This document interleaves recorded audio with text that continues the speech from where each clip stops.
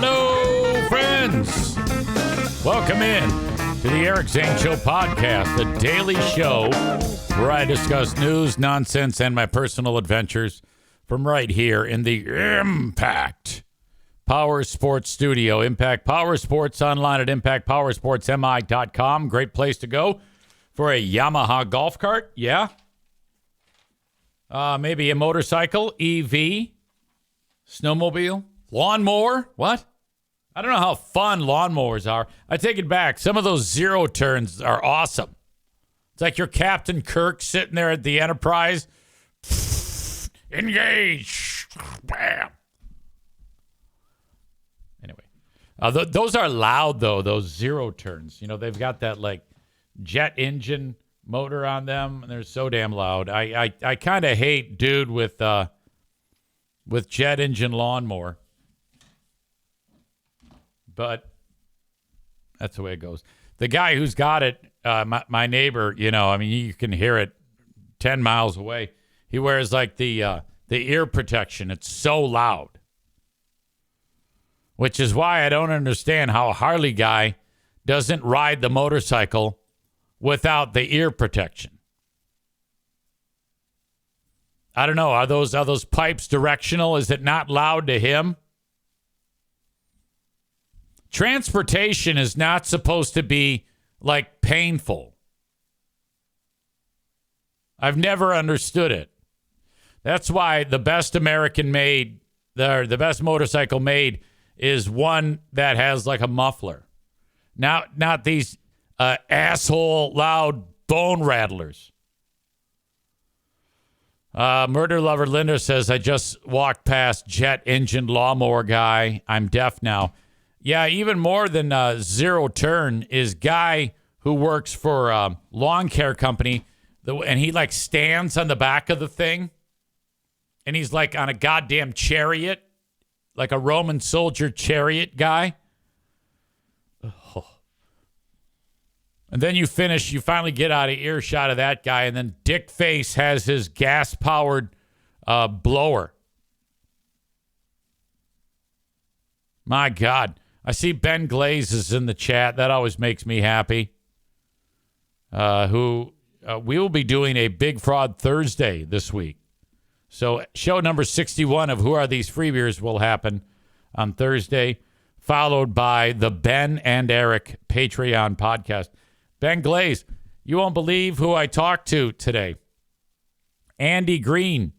I don't know if you ever worked with Andy or if you were an intern when Andy was at WGRD, but I just reached out to Andy and we started a conversation. I don't know if it's going to go much further than what we had to say, but that dude is talented, man. That is a funny fucking dude, and he's no longer at the Riff in Detroit, but I'm hoping. I mean, I don't know what exactly happened, but I know that Beasley Media, who runs the Riff, they had just been blowing people out there. They had a mass firing of talent, including one of the sidekick hosts at WMMR on the Preston and Steve show out of Philly.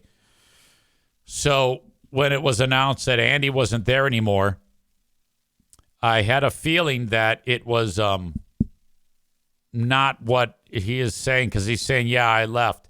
Typically, radio stations, what they do is they'll give you a few bucks to just say that you left on your own accord. And then you sign a piece of paper that says that's a story you got to stand by, because it's so embarrassing for them to have someone out there saying what's on their mind. So I'm guessing there is a non-disclosure in play. And I don't know that. I'm just guessing. Ben Glaze says, oh, yeah, Andy is the nicest person ever. And then he realizes that he's talking about Andy Rent. No, Andy Rent is still on the air at the River. He says, I'm thinking of the wrong Andy.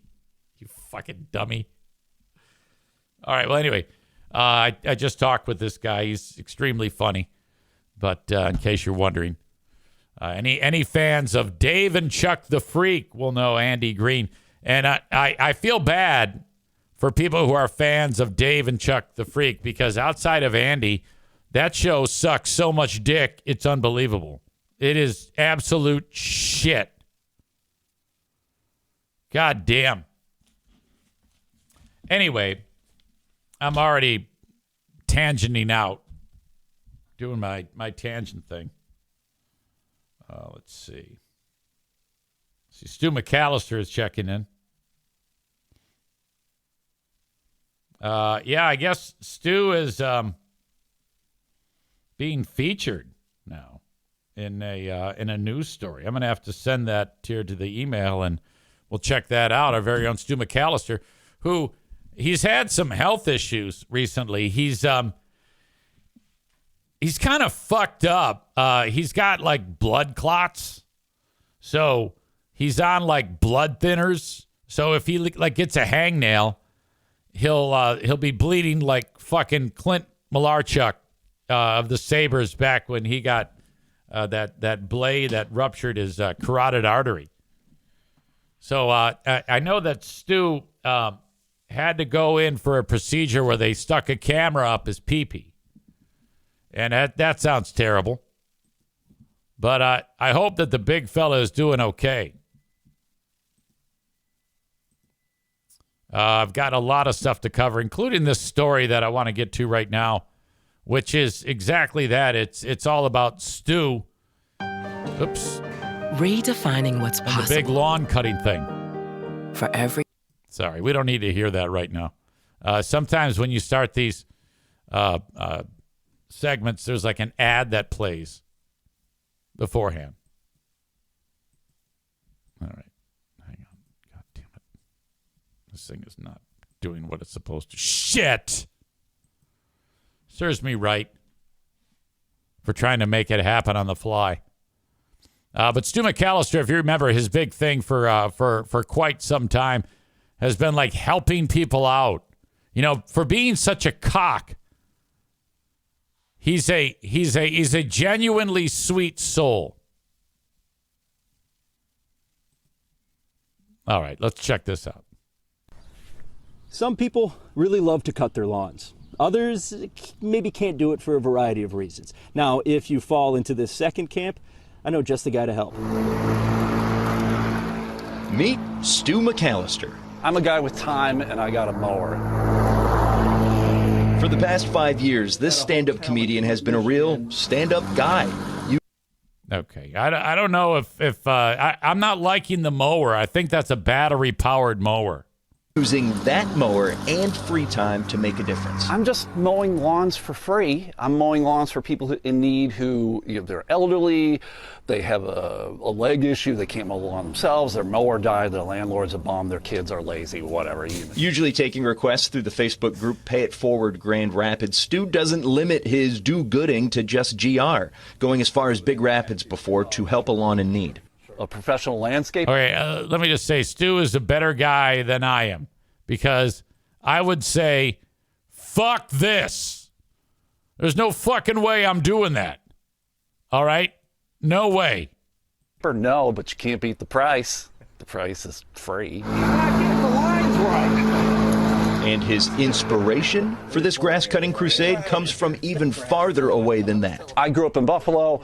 I'm a Buffalo Bills fan. It is me, your boy Stuchador. Josh Allen, the quarterback, greatest football player of all time. And he won the MVP this past season. And when he gave his speech, how he ended was, do good, be good, God bless, go Bills. And so it's one of the things, as a Bills fan, I'm part of the West Michigan Bills backers, I'm trying to live up to that, of like doing good and being good. And something as simple as mowing somebody's lawn in need is a way that you can do it.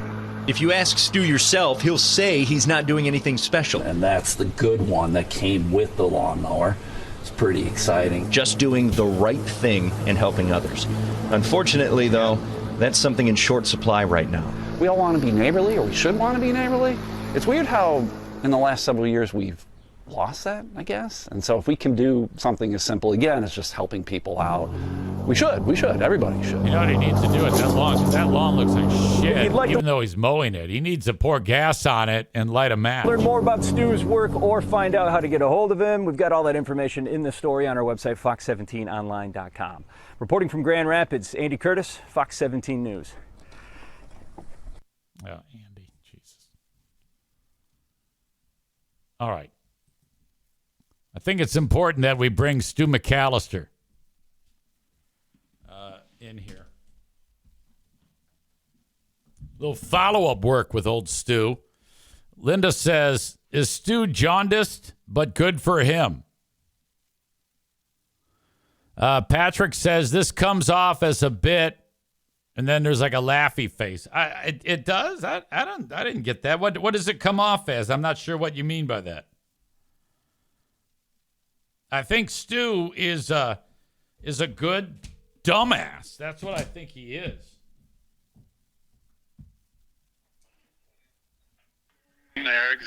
Hey, Stu, how are you? I'm good, man. You? I just played your story on the podcast. Nice. Yeah, like the news story of it. Yeah, good old Andy Curtis. Now, how do you know Andy? I got introduced to him through Terry DeBoer. Oh, okay. She's spectacular too. Yeah. Oh, yeah. Super good. Nick in Houston, Texas wants to know if does Fox 17 know that Stu abuses dogs? Yeah, I told him that. We started the article that way. For whatever reason, Andy kept it out. I don't know why. When did this thing air? First of all, did it just hit?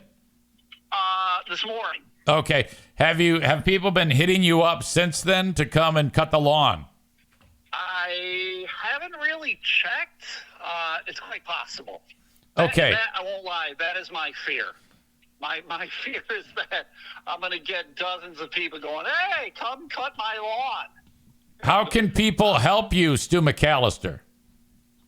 I mean, if people want to go mow the lawns themselves, they can. Oh, okay. So you're not looking for anybody to help you? No, I mean, if people want to, that hasn't really been my thing. You know me, man, right? I know that you don't play well with others, so I'm imagining if someone came over to help you, you'd probably tell them to fuck off in the first 5 minutes. I hope I'm not quite like that. I'm getting there, though. It's unfortunate. How long ago did you start cutting lawns and helping people, Stu? It's been 5 years at least. I started doing it during COVID, and it just seemingly took off more this past summer. Someone got a hold of it. Terry was the one who got a hold of it, and then she threw it to Andy. So, it's taken off in a weird way. Again, I'm just a dude mowing lawns. Right. You know me, Zane. I'm just a guy. Now, there have been, a lot of the folks, I'm guessing all of them are down on their luck. Have you had any rich prick that lives in Ada make you cut his lawn? No, thankfully not. Those cheap fucks yet. Yeah, if you had somebody do that, would you? And you show up and it's a palace. Would you be like, fuck that, and tell the guy to go fucking pound sand? I would probably just drive away, right? Like I probably wouldn't even go out if their address was Ada. I'd be like, thanks, but no thanks. Has anybody offered you sex for your services? God, I wish. Just a couple dudes. That's about it. Do people say, hey, Stu, here's some money, and then you have to turn it down, or do you accept it and go get yourself a sandwich? If they do what? If people offer you a few bucks. I've had a couple people offer me money. I've turned it down. Or to be perfectly honest, Zane, what I tell them is if they really feel like they need to pay me, they can just donate to a charity of their choice. And then if they do, great. If they don't, great. I mean, I'm doing this because I can help, really. So. Ben Glaze has a question, which I'll get to. Branjo says Stu needs to throw his Venmo out there, but I don't think you do because, like you just said, you don't want to be accepting money for these efforts. Yeah, not really. No, I mean, again, if people do want to donate something, feel free to donate to a charity of your choice. Do it in my name. Okay, all right. Donate to a humane society in my name. Yeah. All right, I like that. I can get behind that too. The question is being asked: how was the procedure? Is everything okay after the doctor saw the inside of your pecker? Oh my God! I'm going to assume you've never had this done, Zane. Have you ever had kidney stones checked or whatever? I had a catheter up my ding dong once, but that's about it. Yeah. So I currently have a stent up my dick hole, and that's a lot of fun. I get to pull it out on Wednesday. So I was in a bit of pain for a while. Thankfully, they seemingly got all the kid stones out or smashed. No cancer because they were doing a cancer check as well. So I'm doing okay. So what do you mean by? I'm at work now. What do you mean when you say you get to pull it out? A stent it's like a tube from the kidney to your bladder, and then but there is like a string through my dick hole, and it's hanging out of my dick hole a good 3 to 4 inches. It's like I got a horsehair coming out of my dick. Okay. And then on Wednesday, I grab a hold of that horsehair, and then I pull out like this 10-inch tube out of my dick. And you do that at your house? Yeah. Wow. They it's like told me to. It's like fucking starting a goddamn weed eater. To me, it's like something straight out of Aliens, right? There's aliens coming out of my dick, and it's gonna kill me. I cannot believe that they let you do that, because some people would pass out. Like, I would probably pass out. Yeah, I'm not going to lie. I'm a bit nervous about it, but I really wish I could do it today. I think some of the discomfort I'm having is from the stent, but they say to leave it until Wednesday. But I remember when they removed my catheter. I've talked about this on my show. And this nurse, she is holding my little wrinkled pecker in one hand, and then she removed it, and it was totally awesome. Yeah? Yeah. Linda suggests try some gummies beforehand. Yeah, I'm a little hesitant about doing that because, I'm trying to find new jobs, and they're all like, you got to be drug free. And so even though weed's okay. Yeah. weird about it. It sucks. That actually might be weird. All right. Well, I'm glad, though. I mean, I was a little concerned, but you're back at it. You're working. Yeah. So basically, you work during the day. The dots are being delivered in a timely fashion. Hopefully. And then you're mowing lawns in your downtime. Yeah, mowing lawns, cracking some jokes. I'm telling some jokes tonight. We'll see how it works. We're going to talk about my wiener procedure, so it'll be all right. When you say that, do you mean on the podcast or like at a stand-up event? Yeah, I got to stand up over at Caesar's Pub in Standale tonight at 8 o'clock. Just a free open mic. Hopefully Ben Glaze shows up. Well, that'd be something. Yeah. Sure. Okay. Ben Glaze. Stu, I like what's going on here. It's a Monday. It's good news all the way around. The fact that you're on the mend, you're helping people out. You might get a hand job out of it, and holy shit. I'll get myself a hand job on Wednesday. Absolutely. I understand that your pal Jamie, who helped you getting to and from the procedure. Yeah. Jamie heard me on Big 101.3 announcing that you're opening up for Tom Segura at Van Andel Arena. Yeah, she's pretty pissed, man, because she thought it was legit. So she was thinking, oh my God, he's hit the big time. Yeah, Jamie's pretty gullible, I guess. Was she pissed because that opportunity is not real, or because she fell for it? Because both. She was hoping it would be real, and then she's pissed because she fell for it. Oh, yeah. She's a dumb shit. I want you to tell her that. Oh, she knows. All right. I'll stay. Yeah, you're opening for Gaffigan. Ben Glaze is opening for Louis C.K. And Free Beer is opening for Jeff Dunham and Fluffy Iglesias. That fits for everybody. Stu, you're a good man. Take care today, and I'll talk to you soon. You're the best, baby. I'll see you, Zane. Well done. Have a good one. Stu McAllister making dreams come true. Not really. He's just helping out these poor bastards who, I mean, let's be honest here. Their lawns, everybody that he is going to mow, these are going to be people where when he's pushing the mower, he's going to have to go around right in the middle of the lawn like an old Chevy Impala. He's going to be weed eating around the tires. Or there's going to be an oven right there. And he has to kind of mow around the oven. These are the types of people that Stu is going to be mowing for. And while he's outside mowing, he's going to be able to hear some husband landing blows on his wife and screaming and fighting and debauchery and breaking glass and nonsense, kids running outside naked. It's going to be awful. That's who Stu is mowing for. Down on your luck, translation, loser. Let's be honest here. About the only person I could say, I would wipe out down on your luck. I would not help anybody. Down on your luck means you're a loser. Now, if you're an elderly person and cannot move around, now that's who you want to mow. All right? You're going to mow the elderly and infirmed, not the losers.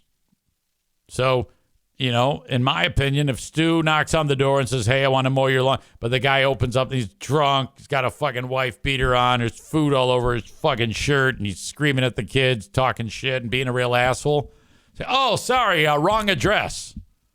And just turn around and walk away. Chris says, piles of shit in the yard, but they don't have any pets. Alan says, mow and be blown. Yeah, you know, I mean, if Stu's single, I'd say, yeah, hello, madam, how are you? I'm Stu McAllister, the mow and blow program. I will mow your lawn for you right now. Are you interested? Yes or no? Yes. All right, now, this is the mow and blow. So that means after I mow, you have to blow me. I don't know if he'd be up for that. Anyway, outstanding. I'm glad he sent that along, and glad that he is on the mend. All right, where was I? Thank you to Maureen. I appreciate the well wishes. Patrick is here. Alan is here. David in Hudsonville is here. So today is a interesting day for your old pal EZ for a couple of reasons. Probably, actually, really the only reason. It's one big reason. Madison was up at Fear Bunker North with Ash and Pooh Bear and I this past weekend. And these two couldn't have been more perfect because they're absolutely content in just sitting around by the fire, reading a book, and watching me pick up sticks and throwing them on the fire. And then after hours of that, excuse me, let's make some food. I'll cook for you. I will clean for you. I will make the s'mores for you. I will do it all. That is my bread and butter. That's what I like to do. So that's where my weekend was. And, you know, after that ice storm, there's so much shit to clean up. I could work literally 10 hours a day every day for 100 years. And it wouldn't even be scratching the surface. There's so much shit down. And I don't like going through that forest and down trees. Down trees to me look like shit. I need trees upright only. So I'm essentially cleaning a forest. And it's not easy. So I can actually pull my truck up literally along the side of the road and just start throwing shit in. And so that was my plan. And so I was doing that, and I hurt myself with the chainsaw. I want you to know that I did do that. But I'm okay. And it's one of the dumber injuries, almost as dumb as when I was on the ladder and then wearing Crocs. And the chainsaw, there was just a stupid moment. All you need to know is that I hurt myself badly at the time. That was years ago. But I've done it again with the chainsaw. The saving grace here is the blade was not spinning. There was no movement on the actual chain when I was injured. And it's the most ridiculous injury, but boy, does it fucking hurt. It's getting better today. As you sleep, that's when you heal, I guess. I don't know if you ever knew that, but when you sleep, you heal.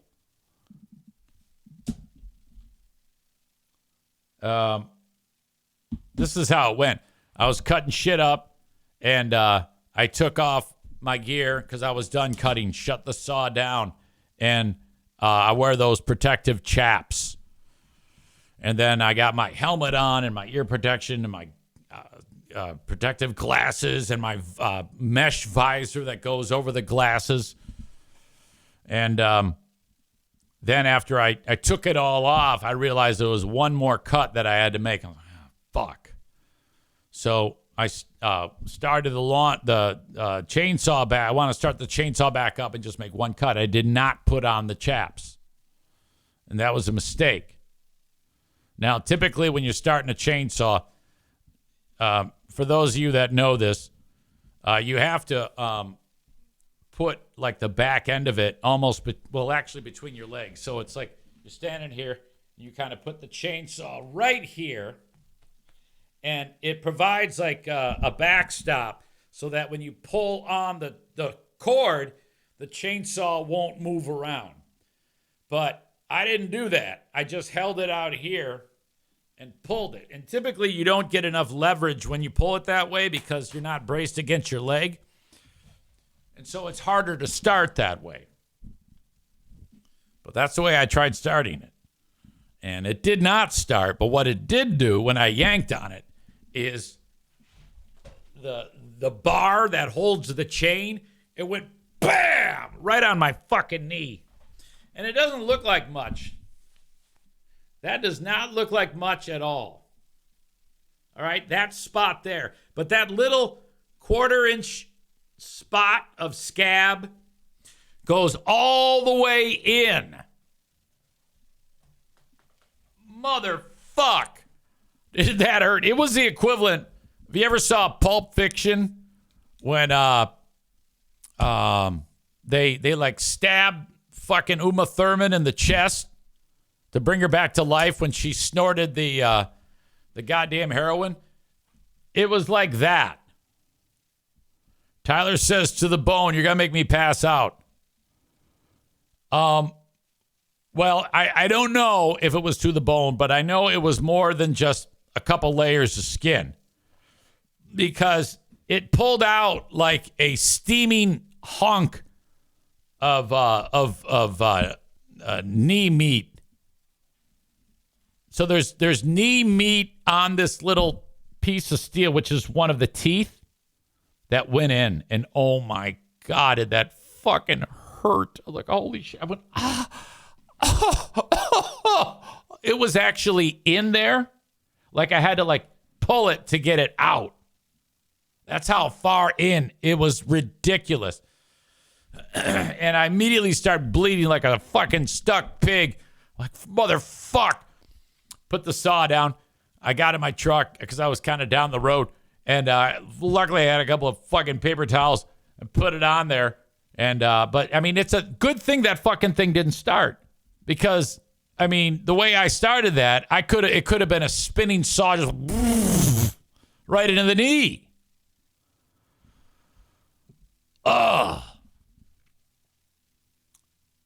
So I'm driving back, and I'm like, oh, shit, this hurts like fuck. And I go, all right. So I did my best to, I mean, I didn't even tell Diana. She kind of walked into the trailer, and I was tending to the injury.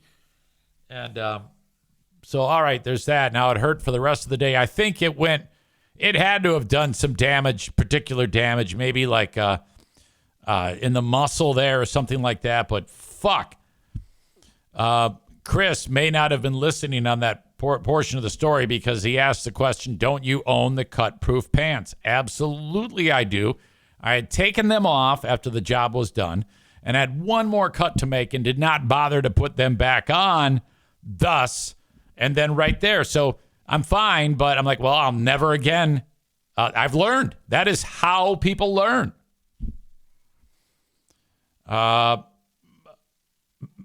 Maureen says, our dad once cut his knee with a chainsaw down to the B rhymes with cone. So for such a ridiculously stupid looking cut, I was really impressed with how painful it was. So that happened on Friday. Fast forward to Sunday. I'm cleaning the inside of the old trailer, which, by the way, no mice again. And I hit like a direct corner of a piece of furniture that hit squarely right where the cut was. And Lord have mercy. I almost passed out. Like I saw white. It was so ridiculously painful. Oh my God. Oh. And I've been keeping an eye on it because it's like I'm worried about an infection, but it looks good. I think I'm in good shape. Slowly but surely getting better. Could have been so much worse. I am so fucking lucky.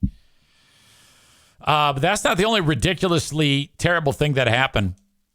A third of the way home, Madison and Ash leave before us. As Tyler writes, the chainsaw has tasted easy flesh once again. Chainsaw 2, easy nothing. Yeah, I don't think I'm going to score any points against the chainsaw. So I'm, like I said, I was cleaning the inside of that old trailer because we were in it. I don't like it. I like it to be nice when we get there next time. I don't like it trashed. And Pooh Bear's outside reading her book or whatever, and then she gets a phone call. It's Madison and Ash. They're a third of the way home. Madison's car is broken down. Oh, that's a problem. I'm like, oh, what the fuck? What are we gonna do? Holy shit. Fortunately, Jackie and Justin were in the area because they were also up north at Justin's mother's house, which is not that far away from where we are. So they happened to be going home. So literally, they picked him up on the way and left the vehicle. It was off the side of the road on an exit. So then I'm like, oh, fuck. All right, what am I going to do now? And then we put together a plan. We left, got home. I saw it, actually drove by it as we were going down the interstate. And so today now involves, I've got this thing known as a car dolly. That's a deal where the front end of the car goes on like a couple of ramps and you tow it. So I've got it ready to go, hook it up to my truck, got to drive an hour and a half north, pick the fucking thing up, and come on home. That's my day today. So at first I was like, all right, there's no way I can podcast. There's no way because this is going to be so ridiculously hard. And then you ever do that? You think it's like an impossibility. And then time passes and your brain kind of works through the details in a more particular way that makes you think, no, this is pretty run of the mill. This isn't going to be that difficult of a thing. So podcast, and there is a very good chance that it's going to be get this podcast done and then like post it. And then immediately after that, start the Patreon. So a 100% fact early Patreon bonus podcast today. Thank you for the well wishes, Amy. I appreciate that. Talked to my dad yesterday. My dad doing okay. He sends his love. Bob says, is it going to be an on-the-road Patreon? Patreon bonus from the fraud truck featuring Pooh Bear. That's not the fraud truck. That is the embellisher. The truck is known as the embellisher. Thank you, Rebecca. That's not a terrible idea. It's possible. Maybe we will do some road talk. I know a lot of people like those weirdo shows where I do it from the road like that. You know what? Let's plan on that. I like that idea. Alan, points to you. We will do it from the road. Patreon from the road show. All right. There we go. And what I'll do is I will make that available to both tier 1 and tier 2 people on Patreon, so that you can, if you're on tier like the audio only podcast, you can get that as well. That way I don't have to, since I'll be driving to and from, I won't be able to get the audio up as quickly as I'd want to. Alan says, then we can hear you verbally assault other drivers again. Oh, I wanted to let you know I executed probably the greatest zipper merge ever on the way up to Fear Bunker North. So 2 lane was going down to 1. I'm in the left. That's the one that's ending. And, people bail out early. They don't take it to the end like they're supposed to. For all the bitching I hear about people getting pissed off at people who block the lane, who want to stop you from using the lane as far as you can. There's also people who don't adhere to use the whole lane. Wait until it's narrowing, like you've got 10 feet left. Then you get over. All right, that's what you do. That's how you eliminate traffic jams as best as you can, is use that lane to the exact point where you have to get over, the merge point as it is. So there's like 3/4 of a mile left in the lane and no one other than one guy in front of me. And that guy bails early. So he blinkers, gets over, gets into the lane. I go, all right, this is your time to shine. And there's a right way to do this and a wrong way to do this. I don't know if this is for everybody, but this is how I do it. I've talked about this before. I inch my vehicle over, and it's an old big truck. And you get up to speed, like faster than everybody else. And you're ripping by everybody on the right. And you're right on that dotted white line. About the time that the guy on the right, who's the Karen vigilante who's going to block the lane, sees you, you're roaring up his ass, and you're close to him. And sure enough, I saw that fucker in some Acura. He started to think about inching out, but he's like, fuck, this guy's crazy. This is the easy zipper merge crazy fuck maneuver. And he thinks about it, and then he gets right. I mean, you better get right the fuck over, because here I come. Ready, Freddy, because here I come. So I then got all the way to the end. And as you're approaching the end, you bring your speed down to the same speed to the people to your right. And then as you're then getting closer to the people that you make merge in front of, you're just waiting to match speeds and then blinker and over, and that's it. And then people go, fuck you. And it's like, no, fuck you. I did what the law tells you to do. I really think that we would have more luck with this if MDOT, which is the Department of Transportation in the state of Michigan, or any state, use full lane to merge point, zipper, and then have that sign on both sides of the road, and then also signs that says, do not block lane that is ending. They need to put those fucking things up, because what's happening is these vigilante assholes, they get in front, block the lane, and then people then go around them, and it's going to cause a goddamn accident, or there's some road rage incident, or some dumb fuck Michigan MAGA fucking cunt is going to pull out his goddamn pistol. It's the guy who's got the state of Michigan with holding a gun. That guy, that sticker. My God. Branjo says, sincere point. I honestly believe there needs to be a nationwide awareness campaign about zipper merging. Yeah, if the Department of Transportation is going to do these ads for Click It or Ticket, which that has worked. I mean, the fact that I know that it's called Click It or Ticket tells you that ad campaign worked. They should do an entire prolonged nationwide campaign, just like Branjo said, and it's zipper or fuck off. All right? Zipper or fuck you campaign. That's what they need to do. Ben Glaze says, I totally agree. I want a sign to keep in my car that says, learn the zipper merge law. Tyler says, the assholes who block usually have a U of M license plate. Oh, Michigan fans are the worst. My God. A trial episode of Easy and the Queen, like a test episode.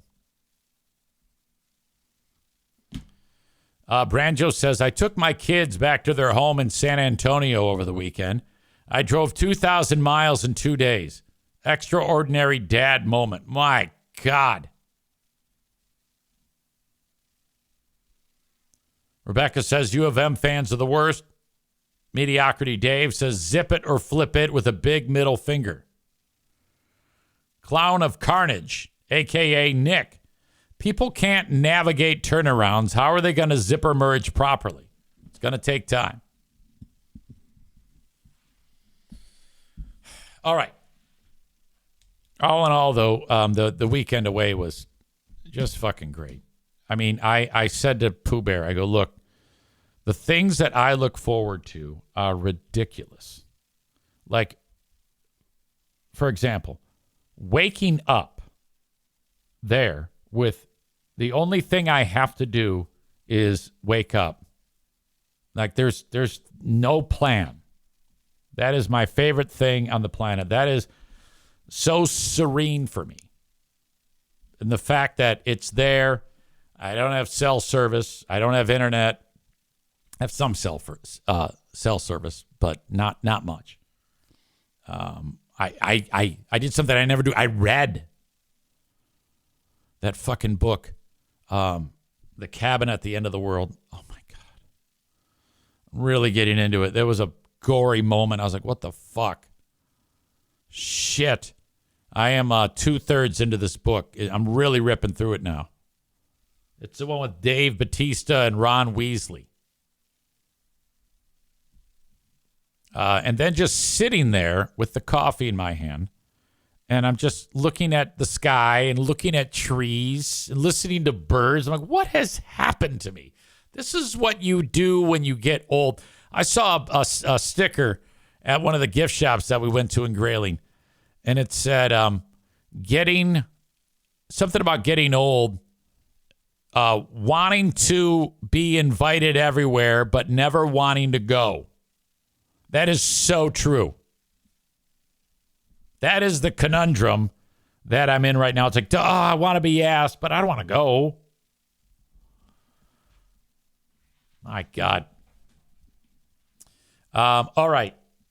I wish I had something other than the shit I shared with you to share, but it's really, really amazingly uneventful.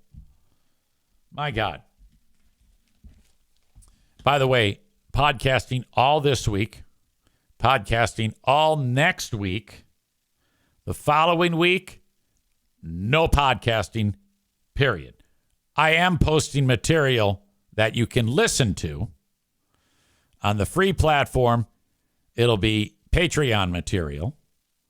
And on the Patreon platform, it'll be something to listen to while I'm away material. So I'll be working ahead, posting that, and then that's how we'll do it because I'm taking a whole week to be up in Grayling.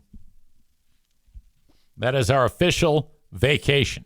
I mean, I've been taking a day or two here and there, but that one is full on, one full week. I'll still be technically working in the morning. I'll be waking up at 5 a.m. each day to do the morning show at Q100. Leave it to me. Okay, I'm taking time off, but I'm not really taking time off. All right. It is time, ladies and gentlemen, to update the Fat-a-thon. Easy, Amanda, Rebecca, and Jeremy. I was down to 178.7 last week, and now down to 178. That is down another 0.7, and that puts me at down 7.5 after 16 weeks. Outstanding. Feel good. Feel fine. I would have gone running over the weekend, but honestly, my fucking knee was on fire after that bullshit that I put myself through. I'm taking a look at what Amanda has to offer. Amanda was at 300.2. And she is now at 300. All right, so that's really nothing. But whatever. Scale went down. You're down 3.6 after 2 weeks. Okay. And she wrote a note to me. She said, I got a little fast and loose over the weekend, but I've made a recovery plan. Yeah, I don't think, I think that your recovery plan needs to be just count your calories. Run at a deficit. Some people, you have the ability to figure out your basal metabolic rate and determine how many calories that you actually need. So let's say you need 2,000 calories a day based on age, height, weight. And you then go 1,500 calories. That's negative 3,500 calories for the week. That's 1 pound. This is all math. All right. Plans are fine, but at the end of the day, it's all calories. Don't eat as many calories, and you will lose weight. The math is there. The math is sound. There's no other way around it. If you've gained weight, typically it's because you just haven't taken care of what you need to take care of. All right, let's move on. We've got 2 more Fat-a-thon contestants. Rebecca writes, good morning, Eric. Sorry, this is going to be a short email. Last week, 276.2.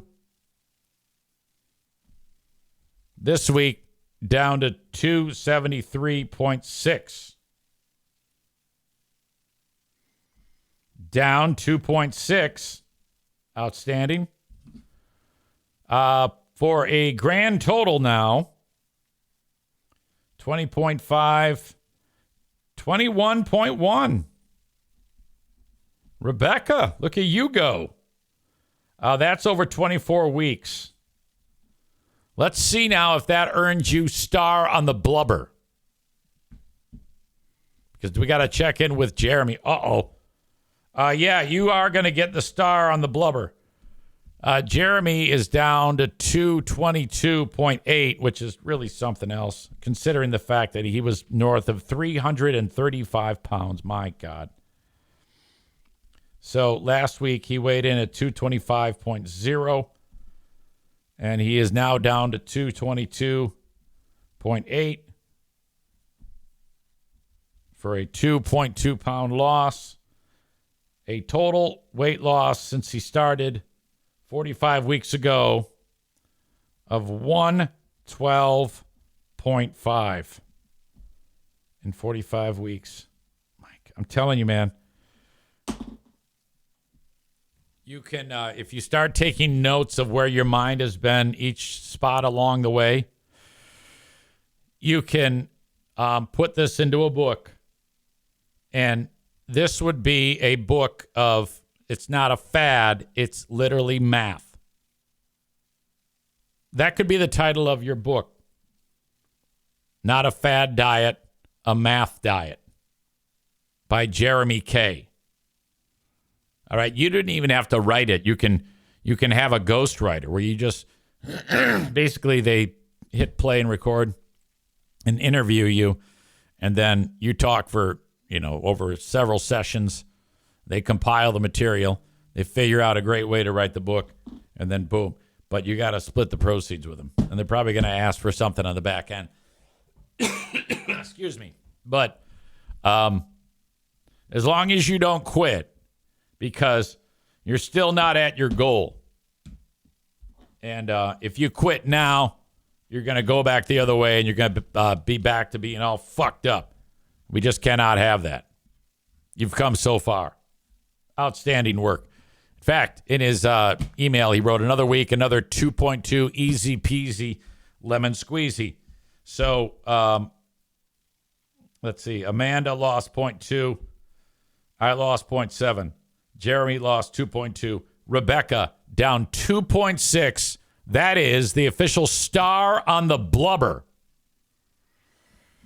Tophus says throw that shit into Chat GPT and let it write the book. Is that a thing? It'll write a whole book for you? Jeremy says the reason why I usually write these super long emails to you is because I'm documenting my thoughts in case I do decide to write a book.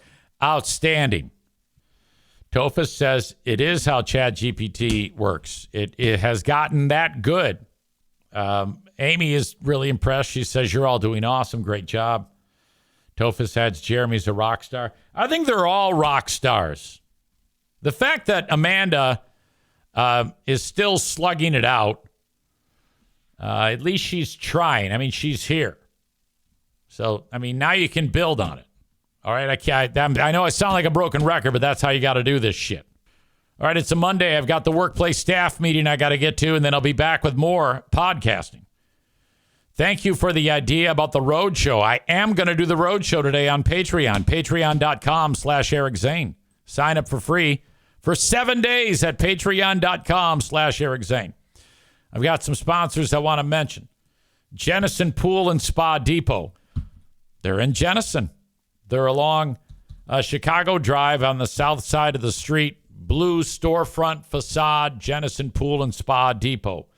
Get all your pool supplies there. They can repair your pool filter, any tear in the liner. They can fix that. They can install a fiberglass or a vinyl lined pool, no problem. Call them at 616-457-0500, 616-457-0500. The hot tub's broke. Hot tub! They can fix that for you, 616-457-0500. Frank Fuss is my guy for healthcare. If you're in between jobs, perhaps you're working for yourself or your boss does not offer healthcare, you need healthcare. Reach out to Frank Fuss, My Policy Shop Insurance, 616. Damn it, that's not correct. If you want to reach out to Frank, go to buyinsurancehere.com. Buyinsurancehere.com. Finally, for this first half of the show, Adam Kasari is the realtor of choice, 616-914-4061. Reach out to Adam, and he will sell your home for you or help you buy one. 616-914-4061. That is it for the first half of the show. See ya.